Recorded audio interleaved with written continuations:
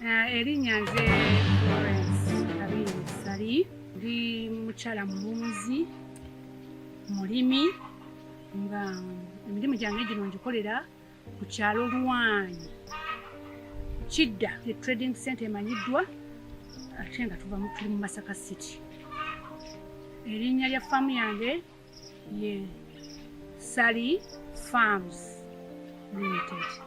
Tuli balunzi ab'enkoko ez'amagi layers n'ez'ennyama broilers, era tutunda amagi ne tutunda n'ebigimusa ebiva mu nkoko, obukuta bayita obukuta.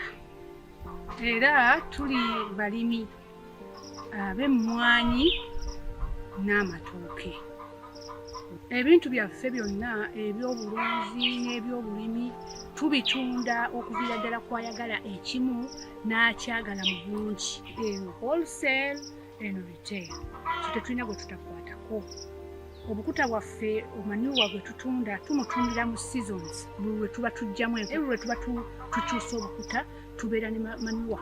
Kale ndi wano okubayita mmwe okujja okumpagira mu mirimu gyange gino gye nkola, okungulako amagi, okungulako enkoko, okungulako emmwanyi nga sizoni etuuse ey'okugula emmwanyi, ey'okungulako amatooke ag'emikolo, aga omuntu kinoomu oyagala supply yo yawaka.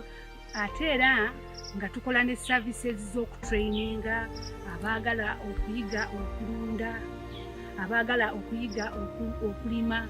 Neekwateko nga mujja wano kola program ne mujja ne muyigira ku mulimu gwennyini ogwo gw'oba oyagadde okukola, oba kulima nga tuli ku project kwennyini ey'okulima, oba kulunda nga tuli mu nkoko zennyini, tuyige ekintu ng'okikolerako ddala.